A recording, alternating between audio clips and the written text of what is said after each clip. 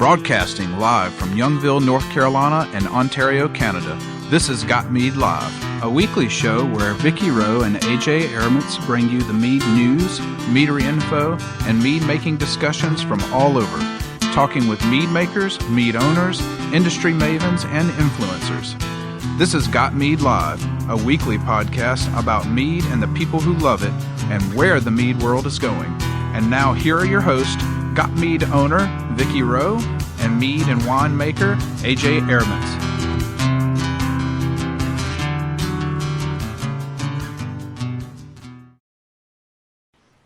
Welcome to GotMead Live.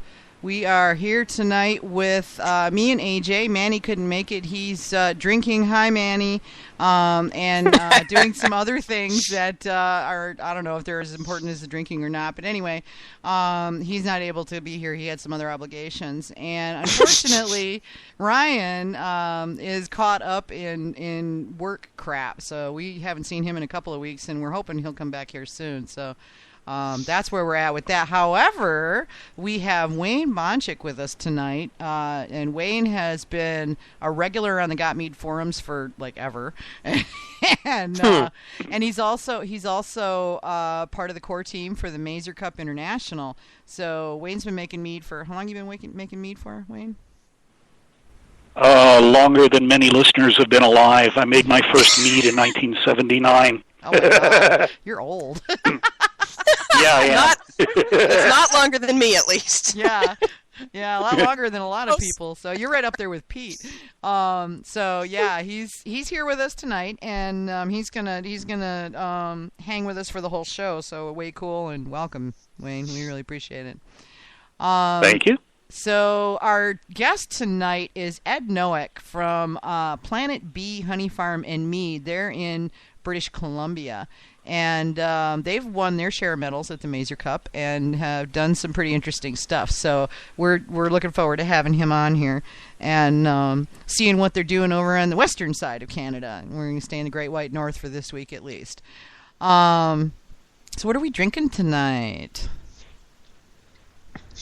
Well, I've got the end of the bottle of Kurgoth's very first batch, one of our other GotMeaders, and it's Orange Blossom, 11%, and still really friggin' good. I love Orange Blossom. I'm gonna have to send you a couple gallons of that. I can figure out how to do it. I got like a 5-gallon pail sitting out in the yard. I was just looking at it today. I'm drinking Celestial Mead Raspberry Sizer. It's a semi-sweet Sizer with raspberries and sour cherries. So it's got this really interesting combination of sweet and tart, and with this sort of apple undertone to it. And the one I've got is just a little bit. I hate it when the words go away. Have some more mead, Vicky. You're right. Yeah, no, it's just like my brain will suddenly just go and let go of all the words. It's air damaged. Help me here. Oxidized? Thank you. Yes. Ding, ding, ding. Oxidized. Just a little oxidized, but in a sizer that often, I mean, while it's kind of a fault when you're judging it, it can make a sizer more interesting. You know, I have found that to be the case in sizers and especially in cherry meads too. It gives it a sherry-like quality that makes it more interesting, at least to me. Okay. Yeah. So some oxidation can be good from a flavor standpoint if you like it that way. Wayne, what about you? I happen to be a sherry nut, so. Well, I'm drinking something that has a little oak influence anyway. It's one of my own making. It's Raspberry Blossom Traditional Semi-Sweet. It's a little bit high octane. It's about 14%. But I aged it on oak and designed this one to last for eternity, or at least a good deal longer than the average mead, because it was a wedding gift for a couple of dear friends of mine, and they have put a couple of cases away so that they can have a bottle on each anniversary until they run out. And so they're going to get to their 25th, hopefully, and still have some of this mead left. Awesome. That is really cool. So yeah, and of course, if they don't drink it all, then it has to go in their will so that their children get it when they're gone. Because of course, can't have that mead going to like people who don't appreciate it. That wouldn't be right. Right. Okay, so housekeeping. Show links. Listen live on the GotMead website, gotmead.com. Put your mouse over GotMead live radio show and click. You will see the player is going to be right there in the top half of the page. So that will play us live, and you can play it on your computer, your tablet, your phone. If you're mobile and want to listen after the fact, you can see us on iTunes, SoundCloud, TuneIn Radio, and Spreaker. You can also pull us live on Spreaker.com. Just search Got Me Live. We also have a show player for live or listen after the fact on our Facebook page at facebook.com/GotMead. Go check that out. If you live on Facebook, that might be a fun thing for you. So you can take us with you. Download the apps. You'll find apps for iTunes, obviously iTunes, SoundCloud, TuneIn Radio, Spreaker, and like that. They're all out there in the app stores or on Android in Google Play. Replays are, of course, available on all of those platforms, and if you go where we have our live player, you can actually do a drop-down and select any of our previous shows and pull it up and play it right there on the spot. On Facebook, you can find us at facebook.com/GotMead, and then there's a GotMead Facebook group that you can join, and that's also called GotMead. So just search GotMead, all one word, and we'll pop right up. On Twitter, at GotMeadNow. If you can't call us, you can tweet us. So, feel free to tweet. I've got my Hootsuite up and running, and I'll see you when you come in. So, for making mead back to basics, if you have questions, just put your mouse over GotMead Live Radio Show on the website, and the drop-down will give you a link to Making Mead Back to Basics questions, where you can submit questions. We've actually been getting quite a lot lately. And if you submitted a question, don't worry, we haven't forgotten you. We're kind of trying to line them up with what we're talking about on the show so that we can give you a more complete answer. And I've got a post in the forum that's describing when we're going to get to some of them. Okay.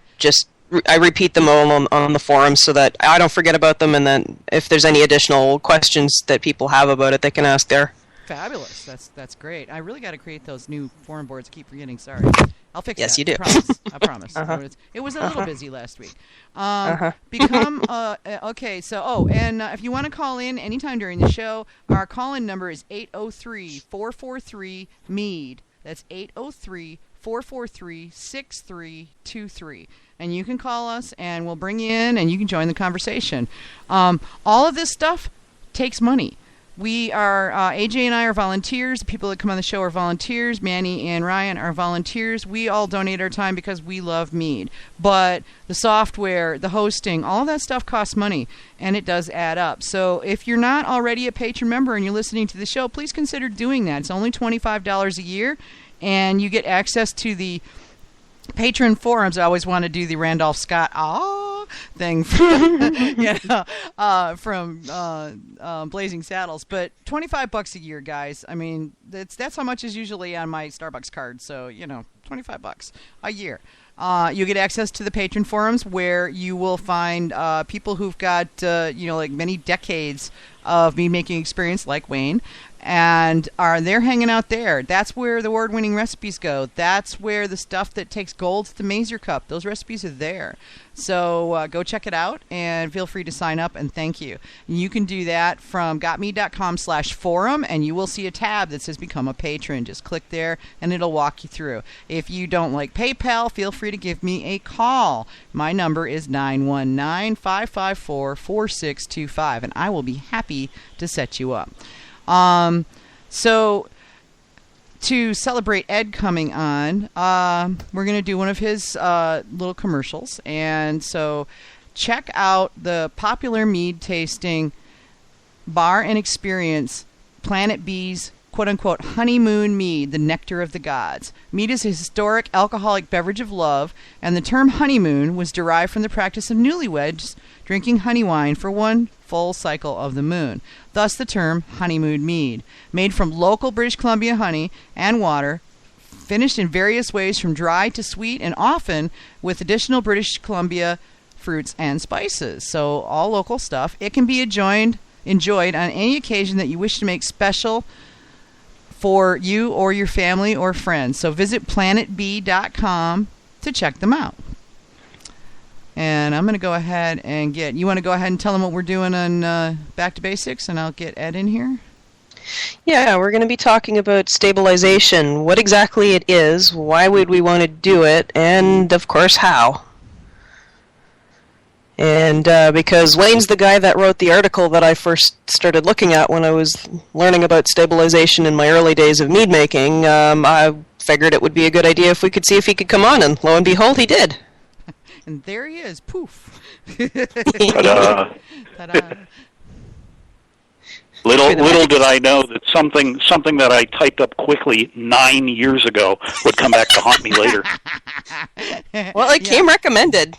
See what you say on the internet never goes away. Ever. Never. True. So, all right, I'm calling Ed right now, so we'll get him in here. And look, we get the ringing. Oh, yay. Yay. Hello. Hi, Ed. Yes, this is Ed. Hey, Ed, this is Vicky and AJ. Got me live. Oh, hey, hello Hi, Ed. there. How's things down in your part of the world? Well, where I'm at, it's stupid hot. Oh yeah. We had the stupid hut yesterday. Yeah. Oh yeah. Yeah. Not too hot here right now, but just nice. That's cool. Nice spring weather. Yep. So, welcome to the show. Yeah, thank you. Yeah, it's a pleasure. I'm glad it worked out for me to be available in that. So. I'm glad it worked out for you to be available too. I haven't talked to you in a while. I missed you at the Mazer Cup. So. Yeah. Well, let's hope we don't miss next year. No. I was just saying I'll walk if I have to, but I will be there next year. Yeah. So, first question we have for you is, what are you drinking, Ed? That's what I forgot to get ready with. Darn. Oh. I'll have to send for something. Yeah, send a minion to fetch you some mead. Yeah. What have I got here? I got a Melovino pretty handy here. That's a pretty fine mead. I like Melovino. He's shipping to Canada? I didn't know he was shipping to Canada. Actually, no, I brought this one with me. Oh, you smuggled it. It's got an entry number on it. See, I told you they were adept at that sort of thing. Uh-huh. They are very adept at that Sneaky. sort of thing, yeah. Well, like you said, it's got a number on it, so we know where that came from. I was going through my stash today, and I'm sorting and putting some things down in the basement that were up here that need to be down in the basement, and one of them was this nice-looking green bottle with what looks like could be a traditional in there, and it's just got a number on the neck, and I have no idea what it is. Oh, It's a surprise. Yeah, that's kind of a long shot, isn't it, trying that well, next week is going to be mystery mead. We'll see if it's any good. one? Yeah, we should pull out a half dozen of those on the show and see how. Yeah, I've actually had some, I've had some be totally awesome and some be, oh my God. Yeah, no, I know what you mean. Huh. So, tell us, what's going on up there? I read a little bit on your website, but, not everybody has. So, tell us a little bit about Planet B. What are you guys all about? Yeah, well, Planet B kind of started for us back in 1997. And, I've been a beekeeper pretty much all my life. I started back in high school, yet it was one of my first summer jobs other than working for my dad. And I always was just so amazed and infatuated with honeybees and how much honey a colony of bees could produce, in one summer. Like, we're talking 200 to 400 pounds of honey per colony in that northern Alberta area where I grew up. And then, I don't know, it just kind of evolved from there. I got a couple of, after a year or two of university, I decided to take a winter off and went to California to work bees down there. And that just really got me hooked on it for forever, it seemed. And, wherever I traveled in the world working with bees, there was always some different part of the industry that was, the most dominating. I guess down in California, we were raising queens and package bees to ship to Canada because the big trucks were just trucking them up and down the highway and stuff. And went to Mexico once to help them set up package bees down there one winter for a couple of months and to